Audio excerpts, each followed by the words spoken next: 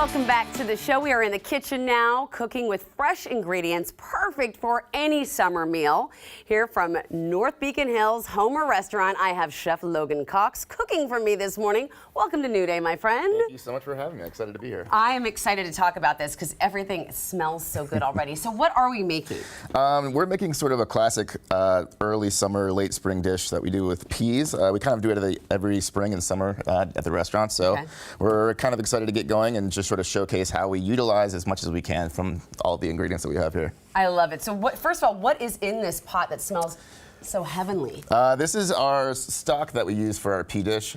Basically, after shucking all the peas, we use the shells and we cover it with our yogurt whey because we make all of our own yogurt at the restaurant. So we have all this spent whey that we use in different ways. There's coriander seed, ginger, garlic, some mint leaves. It gives nice acidity and freshness to this whole dish. It has so many layers to this smell, and it's just amazing. Yeah. All right, so that's the stock you use for the dish, but how do we get started making this dish?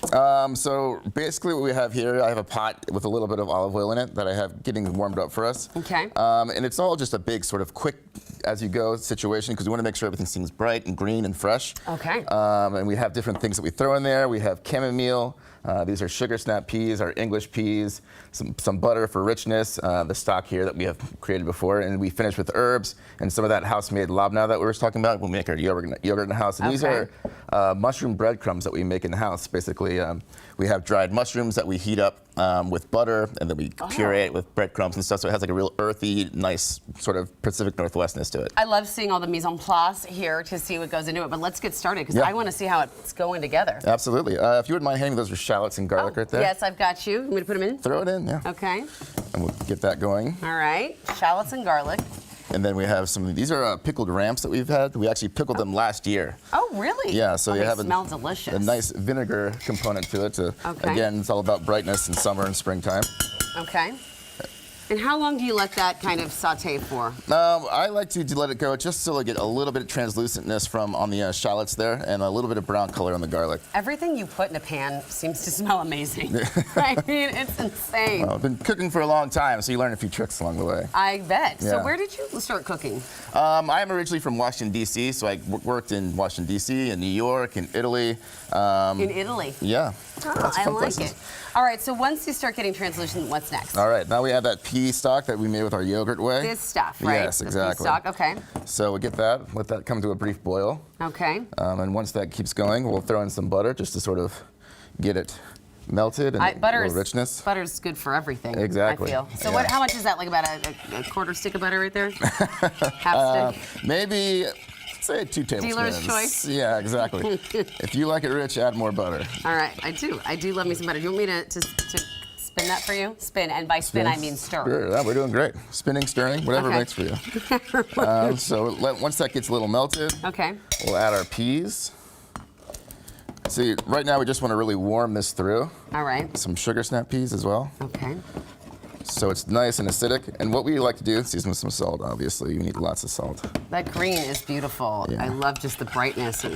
That's kind of like, people think it's a simple bowl of peas, but there's really a lot going on to it. Yeah, so next time you go to Homer, you're going to know there's a lot went into these peas. Exactly. And chamomile. Yes, this is some dried chamomile that we puree. Okay, and that is something you don't hear a lot of in food, mostly teas. Exactly. So a lot of people don't realize that when you eat chamomile, it has kind of like a light sort of pineapple-y flavor. So it adds another layer of like sweetness and freshness, but also kind of like this unique take on what a normal bowl of peas would be. I had no idea. Yeah. So now actually with this, we're kind of ready to plate. Oh, really? Okay, here's the plate. We'll put this over here. Move some more stuff out of the way. And so most of the time to do this recipe is just in the prep of the cutting of the shallots. Exactly. It takes no time at all to cook. Yeah, and kind of our restaurant is only wood fire, so we just have a big wood fire grill and a wood fired oven. Oh. So everything is always really, really hot. So you kind of have to create dishes that can be done very quickly, so they don't burn. Yes.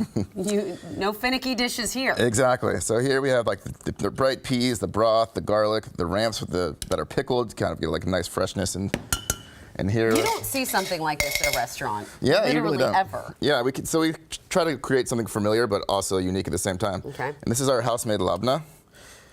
All right. So we put that on the side there so people can mix it in as they see. Okay. These are our mushroom breadcrumbs we were talking about. So chanterelle, lobster mushrooms, dried, toasted in butter with a little bit of breadcrumb. And then Never heard of mushroom breadcrumbs until this day. And then we just sort of, you have, peas and mint is just sort of a classic. Oh, yeah. What else is on your menu right now? We have a lot of fun things coming up right now. Tomatoes are starting to come in season. We have some zucchini just delivered from Alvarez Farms yesterday. And we're sort of like, we kind of uniquely create our dishes as we sort of decide what we want. There we go. It's a beautiful spoon. I needed to get a spoon for me to try this. Definitely. So yeah, give it a try. Okay. This is really unique. I've, again, never even heard of mushroom breadcrumbs. Yeah. But I'm ready. I'm diving in. Oh my goodness. That is really good. It's pretty good, yeah. This is one of our more popular dishes. We bring it back every year. This is so good and unique. Yeah. I guarantee y'all you've never had anything that's quite like this. I want to keep eating it. So tell me, how have you guys been doing throughout COVID, coming out of COVID? Oh, that's been quite an experience. We pivoted to takeout, and then we started doing outdoor dining only, and then we could only do reservations because people really didn't want to come to a restaurant that was super crowded. And we have a pretty boisterous place. It's like loud, and lots of people are always in there. It's really packed in pretty tight. So that, and now we're kind of back to normal again. But yeah, it was sort of like pivoting every few months to figure out what we could do. Yeah. But it feels great to have butts in those seats and people having a great time. People are booking large party reservations. People are excited to be out again. So it's nice. so unique that you only have a wood-fired grill and wood-fired oven. Yeah.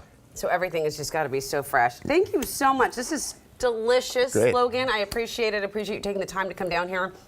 I want to take that off, though. Yeah, it's true. It's gonna, getting brown.